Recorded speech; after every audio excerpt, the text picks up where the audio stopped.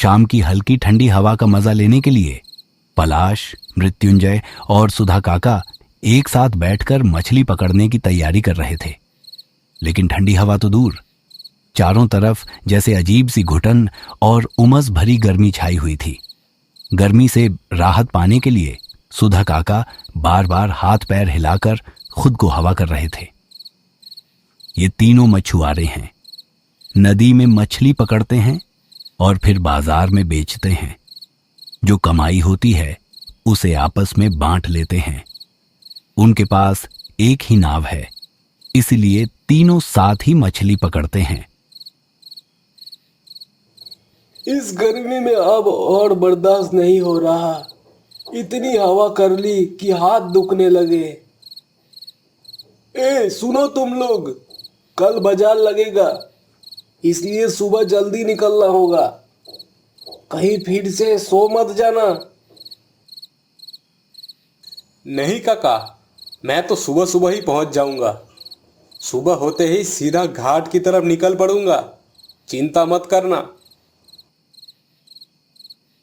मैं भी जल्दी पहुंच जाऊंगा, मेरी तरफ से भी निश्चित रहो। ठीक है, तो तय रहा बात।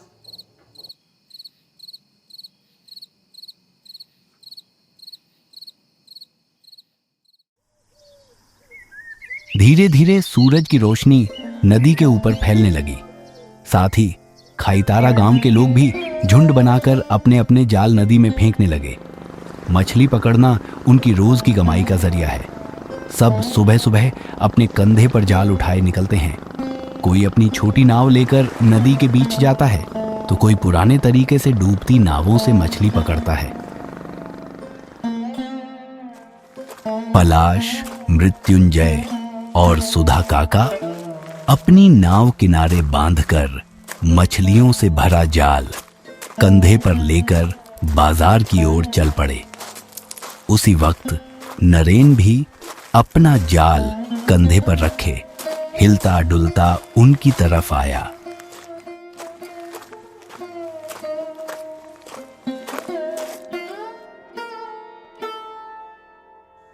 क्या बात है मृत्युंजय दा, आज तो बहुत मछली पकड़िए लगता है।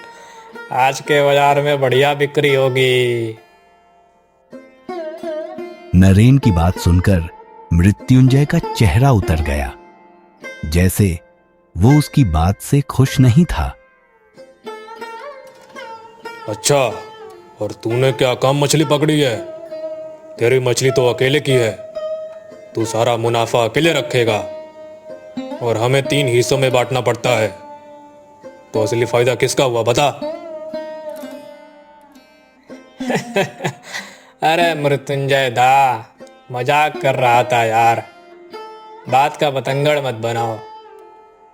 छोड़ो, तुम लोग बाजार जा रहे हो ना, मैं भी वहीं जा रहा हूँ, लेकिन फटे का कुछ अता पता नहीं है। ढूंढते ढूंढते थक गया हूँ उसे, शायद अकेले ही मछली पकड़ने निकल गया है। क्या आज वो तेरे साथ नहीं आया? नहीं काका, मुझे लगता है वो पाक जला की ओर गया है मछली पकड़ने। क्या इस जगह को तो लोग मनहूस मानते हैं, ऊपर से वहां मगरमच्छ भी है। ये सब जानते हुए भी उधर गया है, और तुझे कैसे पता कि फटीक उसी तरफ गया है? कल रात फटीक और सत्य मुझसे छुपकर कुछ बातें कर रहे थे, कानों कान मैंने सुना। आज सुबह वो दोनों पाक जला की तरफ गए हैं। अब गए तो गए, मुझे क्या। तो काका, क्या आप लोग यहीं खड़े खड़े पूरा दिन बिताओगे? उधर तो बाजार शुरू होने ही वाला है और हम अब तक यहीं अटके हुए हैं। हमें जल्दी वहां पहुंचना पड़ेगा। हाँ सुधा काका, जल्दी चलते हैं, देर करना सही नहीं होगा। चारों बाजार की ओर अपने अपने मछली लेकर निकल पड़ते हैं।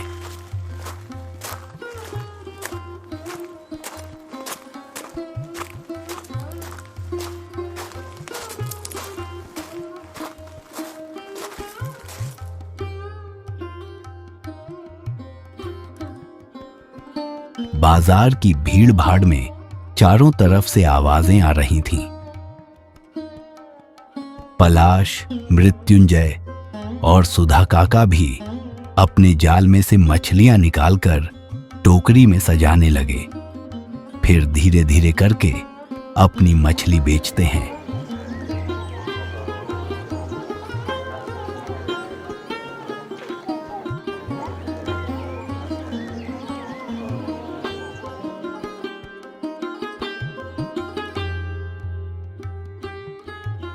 बाजार के खत्म होते ही पलाश और सुधा बुजुर्ग बैठे हैं बांस की मचान पर।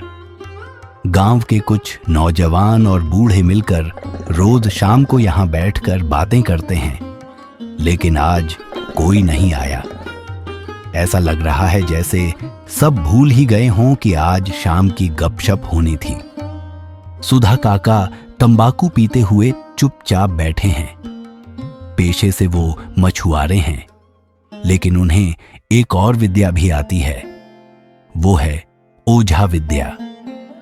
लेकिन उन्होंने कभी इस विद्या के बदले किसी से एक पैसा तक नहीं लिया। कोई पैसा देना चाहता तो वो हंसते हुए कहते, दूर पगला, मैं ओझा विद्या के पैसे लेकर अपमानित नहीं कर सकता। तू पैसे से बूढ़ी ठाकुर की पूजा कर दे, बूढ़ी ठाकुर ही सबका भला करेंगे। सुधा काका का मछली पकड़कर ही उनका अकेले का जीवन कट जाता है। उन्होंने कभी शादी नहीं की और गांव में जब भी कोई छोटा मोटा संकट आता, वो सबसे पहले मदद के लिए आगे आते हैं। इसीलिए गांव के लोग उन्हें बहुत मान सम्मान देते हैं। ए काका, आज क्या कोई नहीं आएगा? आज तो बूढ़े ठाकुर की पूजा को लेकर मीटिंग भी थी। क्या सब भूल गए हैं? अरे ये मृत्युंजय दा कहाँ गया? उसका भी कोई अता पता नहीं है। पता नहीं, मैं भी सोच रहा था कि इस बार भी चंदा इकट्ठा करने की जिम्मेदारी मृत्युंजय को ही दे दूंगा, लेकिन वो तो कहीं दिखाई नहीं दे रहा। उसकी जगह तू ही जिम्मेदारी ले ले, ठीक है? इसको लेकर आप चिंता मत करो काका, मुझे कोई आपत्ति नहीं है, मैं सब संभाल लूंगा। इतने में मृत्युंजय हाँफता हुआ मचान के सामने आ पहुंचा। घबराई हुई आवाज में वो बोला, काका, जला किनारे किसी ने सत्या को देखा है, लेकिन फटीक का कुछ पता नहीं है। लोग कह रहे हैं सत्या तो जैसे पागल हो गया है। सब लोग उसी ओर जा रहे हैं। मैं भी जा रहा हूं, तुम लोग भी मेरे साथ चलो।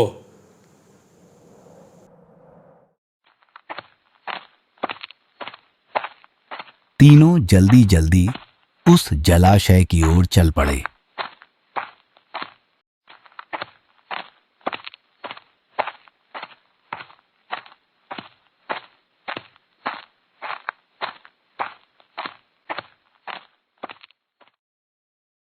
नदी के किनारे पहुंचते ही उन्होंने देखा कि एक बड़े से पेड़ के पास भीड़ लगी हुई है। भीड़ के बीच से जैसे तैसे आगे जाकर देखा तो सत्य पेड़ के नीचे बैठा था। पूरी तरह पागलों की तरह बर्ताव कर रहा था। अपने दोनों हाथ सिर पर मारता जा रहा था और एक ही बात बार बार बड़बड़ा रहा था। अरे फटीक को खींच ले गया, फटीक को खींच ले गया। खून खून, कितना ज्यादा खून था, फटीक को खींच ले गया। भीड़ में लोग तरह तरह की बातें कर रहे थे। पलाश कुछ बोलने ही जा रहा था कि सुधा काका ने उसके कंधे पर हाथ रखकर धीरे से कहा, रहने दे, अब कुछ मत पूछ। लगता है इसने कुछ बहुत भयानक देख लिया है। इसे तंग करने का कोई फायदा नहीं। तू नरेन को ही संभाल। नरेन की आंखों में आंसू थे। अंदर से वो टूट चुका था इस अचानक हुए हादसे से। होना भी लाजिमी था, क्योंकि फटिक उसका पुराना साथी था, मछली पकड़ने का सालों पुराना जोड़ीदार। पल भर में सब कुछ बदल गया था।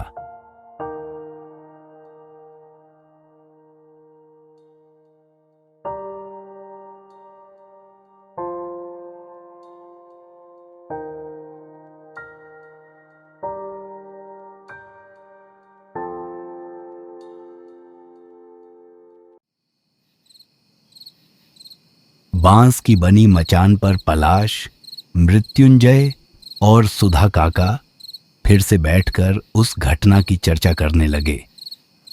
असल में वो समझ ही नहीं पाए थे कि ऐसा भी कुछ हो सकता है। सालों पहले एक बार ऐसा कुछ हुआ था, लेकिन तब बात इतनी बड़ी नहीं थी।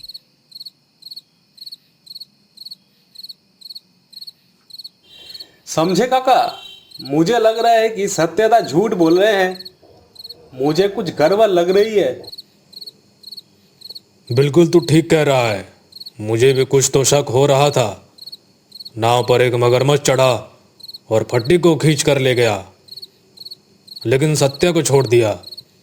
ये बात थोड़ी अजीब लगती है। अरे ओ मूर्खों की टोली, ऐसा भी तो हो सकता है कि फोटिक जाल डालकर मछली पकड़ रहा होगा और तभी मगरमच्छ आकर जाल को खींचने लगा होगा, जिससे फोटिक पानी में गिर पड़ा। उसके बाद जो हुआ वही बाकी कहानी है। जो भी हो काका, फटीक का एक बार खोजबीन जरूर करना चाहिए। क्या पता डर के मारे वो कहीं पास के सूखे टापू पर चढ़ के छुपा हो। कम से कम ढूंढने की कोशिश तो करनी ही चाहिए, है ना? अरे पागल हो गया क्या? तूने नहीं सुना सत्य क्या बर्बर कर रहा था? उसने खून देखा है। इसका मतलब है कि मगरमच्छ उसे पानी के अंदर खींच कर ले गया। अब इससे ज्यादा कुछ कहने को बचता है क्या? मृत्युंजय अब चुप हो गया। सुधा काका की बातों से जैसे वो भीतर ही भीतर कुछ सोचने लगा। ये देखकर पलाश ने उससे कहा, क्या हुआ मृत्युंजय दा, आप इतना चुपचाप क्यों हो गए? कुछ सोच रहे हो क्या? मुझे ही तो सोचना पड़ेगा। तुम लोगों को क्या चिंता है? सुधा काका उसकी बात सुनकर थोड़ा हैरान रह गए। क्या रे, क्या हुआ तुझे अब? आप ऐसे बोल रहे हो जैसे कुछ जानते ही नहीं हो। तुम लोगों का कोई परिवार नहीं है, लेकिन मेरा है। और जैसे ही थोड़ा मौका मिलता है, मेरी बीवी ताने देने लगती है। इस हिस्से की कमाई से मेरा घर नहीं चलता। समझ गया, लेकिन ऐसा अचानक क्यों सूझा तुझे? इतने दिन से तो हम सब मिलकर बराबर में मछली पकड़ते आ रहे हैं, तब तो तूने कुछ नहीं कहा। अब अचानक ऐसा क्या हुआ? अरे अचानक नहीं काका, मैं तो बहुत दिन से सोच रहा था बोलूँगा, लेकिन कह नहीं पा रहा था। अब तो पत्नी का रोज रोज का किचकिच सहा नहीं जा रहा। अब तो कमाई बढ़ानी ही पड़ेगी। तू कमाई बढ़ाने का सोच क्या रहा है? और कैसे? तुम लोगों का खर्चा कम है, तो इस हिसाब से तुम लोगों को हिस्सा माने मछली के पैसे में से थोड़ा कम होना चाहिए। इतना सुनते ही पलाश का माथा तुरंत तन गया। वो गुस्से में बोला, ये कैसी बात कर रहा है? जब हमने नाव खरीदी थी तब तो ऐसी कोई बातचीत नहीं हुई थी। तब तो सबने तय किया था कि कमाई बराबर बराबर बांटी जाएंगी, है ना काका? हाँ, वो तो बात सही है, लेकिन मृत्युंजय जो कर रहा है तो उसकी बात पर भी तो थोड़ा सोच विचार करना चाहिए ना। उसका परिवार है, उनके खर्चे हैं। जो भी हो काका, इस बात से मैं सहमत नहीं हो सकता। शुरुआत से तय हुआ था कि सबको बराबर हिस्सा मिलेगा और वही होगा। इसमें कोई बदलाव नहीं मानूंगा। और जब नाव खरीदी थी तब परिवार का ध्यान नहीं आया था क्या? पलाश की ऐसी साफ बात सुनकर मृत्युंजय का गुस्सा 7वें आसमान पर पहुंच गया। वो तीखी नजरों से पलाश को घूरते हुए बोला, तो फिर क्या करें? कमाई बढ़ानी है तो ज़्यादा मछली पकड़नी ही होगी। और कहाँ ज़्यादा मछली मिलती है ये तो तुम्हें बताने की ज़रूरत नहीं है। क्या रे, तू फिर से पांच जला में मछली पकड़ने जाने के लिए सोच रहा है? आज ही फोटिक के साथ क्या हुआ तू भूल गया? कैसे इतनी जल्दी उस जला में जाने की बात कर सकता है? अरे चुप करो तो काका। हो सकता है फटीक से कोई गलती हो गई हो, पैर फिसल गया होगा या ऐसे ही गिर गया होगा। हम भी वही गलती थोड़ी करेंगे। नहीं नहीं, उस जला में जाना ठीक नहीं होगा। वो मनहूस तालाब है, किसी ना किसी का जान जरूर लेगा वो। वहां जाना बिल्कुल भी सही नहीं होगा हमारे लिए। अब आप क्या करेंगे देख लो काका, या तो उस पाक जला में चलो या फिर पैसों का हिस्सा मुझे बढ़ा कर दो। फालतू का जीत करके काम नहीं चलेगा।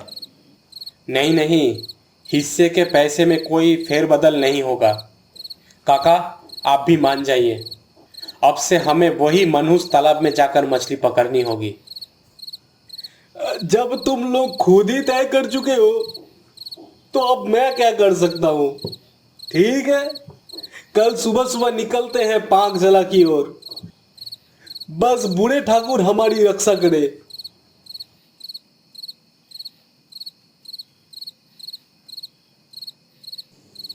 ठीक है काका, तो बात पक्की रही। कल से हम पाक जला में ही मछली पकड़ेंगे, लेकिन कल थोड़ी जल्दी निकलना होगा। रात में निकलेंगे ताकि सुबह सुबह वापस लौट सकें। ठीक है, चलो चलो अब चलो। और यहाँ बैठकर कोई लाभ नहीं है, रात बहुत ज्यादा हो गई है। कल सुबह जल्दी उठना पड़ेगा। हाँ चलो काका।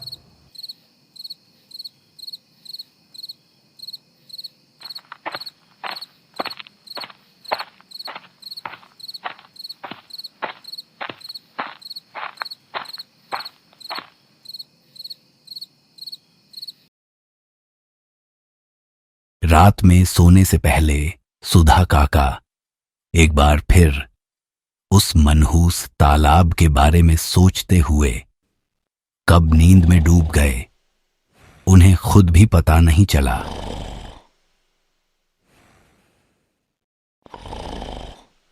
थोड़ी देर बाद सुधा काका का नींद खुलता है और अभी अंधेरा ही था जब सुधा काका जाल और लकड़ी लेकर निकल पड़े।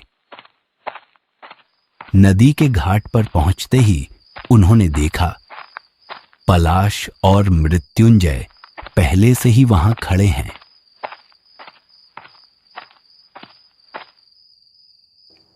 अरे रे, तुम लोग तो पहले ही आकर खड़े हो गए। मुझे आने में थोड़ा टाइम लग गया रे। खैर चलो, जल्दी लौट पाएंगे तो ही जान में जान आएगी। फिर नाव में बैठते ही सुधा काका बूढ़ो ठाकुर को मन में प्रणाम करते हैं।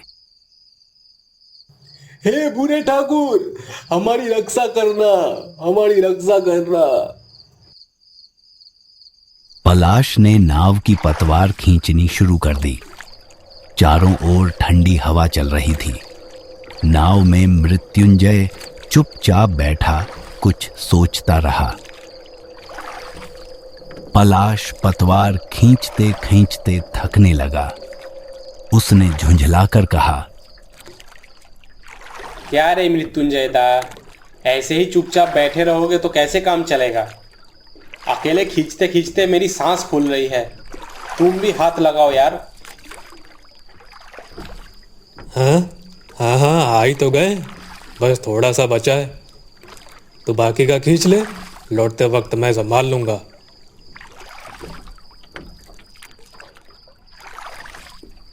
कुछ देर और खींचने के बाद नाव पाक जला पर पहुंच गई। चारों तरफ घना अंधेरा फैला था। पलाश ने पतवार रोक दी और जाल हाथ में ले लिया। काका मैं जाल फेंक रहा हूं, तुम लोग चारों तरफ नजर रखना।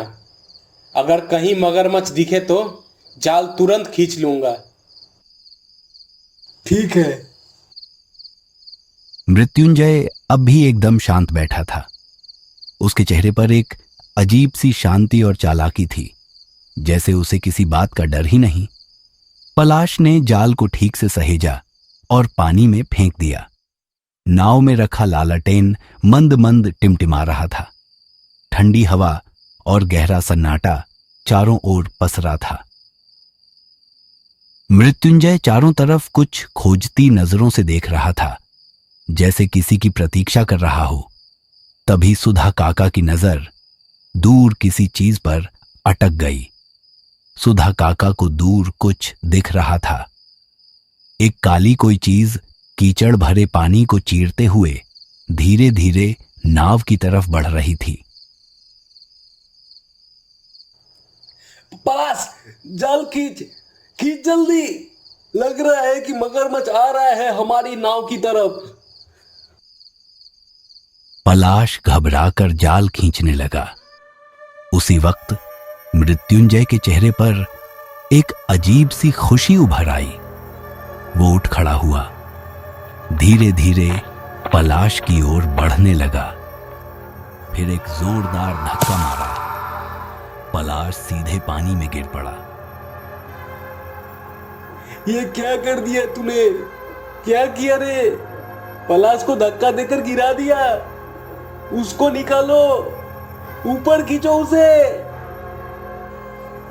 नहीं काका, एक कदम भी आगे मत बढ़ाना, नहीं तो तुझे भी फेंक दूंगा इस नाव से। मरने दे साले को, बहुत ज्यादा उछलने लगा था। इधर पलाश पानी में तैरकर नाव पकड़ने की कोशिश कर रहा था, लेकिन वो अपने पैरों पर नियंत्रण नहीं रख पा रहा था, क्योंकि उसके दोनों पैरों को दलदल की लताएं जकड़कर पकड़े हुए थे। एक समय ऐसा आता है जब पलाश के हाथों की ताकत भी जवाब दे देती है। वह धीरे धीरे दलदल में डूबने लगता है। यह सब देखकर सुधा काका की आंखों में पानी आ जाता है। ये क्या कर डाला तूने? लड़के को मार डाला तूने। ठीक किया मैंने, अब तेरी बारी है। सोचा था तुझे छोड़ दूंगा, पर नहीं, तुझे भी नहीं छोड़ सकता। कोई गवाह नहीं छोड़ा जा सकता। अब अकेले ही मैं इस नाव से मछलियां पकड़ूंगा और सारा धंधा करूंगा। मृत्युंजय धीरे धीरे सुधा काका की ओर बढ़ता है। तभी अचानक एक झपाक की आवाज होती है। पानी के नीचे से निकलकर आती है एक भयानक आकृति। उसका शरीर पलाश जैसा है, लेकिन वह पलाश नहीं है। उसका रूप बहुत ही भयानक है। उसे देखकर डर के मारे मृत्युंजय और सुधा काका कांपने लगते हैं। ये क्या है? ये कौन है? ये पलाश है क्या? पलाश का जैसा शरीर हवा में तैरते तैरते अचानक मृत्युंजय पर टूट पड़ा। फिर सब शांत हो गया। कुछ पलों बाद फिर से पानी के भीतर से उभर कर आया वो शरीर, लेकिन उसे सिर्फ शरीर कहना गलत होगा। वो धीरे धीरे नाव पर चढ़ने लगा। उसका चेहरा धीरे धीरे धुंध में बदल गया। फिर उसके मुंह से एक सफेद धुआं निकलने लगा। वो धुआं धीरे धीरे एक आकृति का रूप लेने लगा। यह सब देखकर सुधा काका की आंखें फटी की फटी रह गईं। ये तो भोटिक है। हाँ, मैं। तेरा ये हाल कैसे हुआ? वो सत्या, उसने मुझे बहला फुसला कर इस पाक जला में लाया था। फिर जैसे आज मृत्युंजय ने पलाश को धक्का दिया, वैसे ही उसने मुझे भी धक्का देकर पानी में गिरा दिया था। उसका असली मकसद था मुझे मारकर नरेन की नाव पर कब्जा करना। जब तक मैं जिंदा था वो ऐसा नहीं कर सकता था, इसलिए उसने मुझे धोखे से यहाँ मरवा दिया। मैंने बहुत कोशिश की, बहुत तड़पा, लेकिन बच नहीं सका। बहुत पीड़ा में मरा हूं मैं, मगर उस धोखेबाज को मैंने छोड़ा नहीं। उसे भी आज इस जला में गाड़ दिया मैंने। गाड़ दिया मैंने उस दरिंदे को। पलाश अभी भी जिंदा है, कुछ देर में होश में आ जाएगा। उसे लेकर घर चले जाना और दोबारा कभी मत आना इस खतरनाक दलदली इलाके में।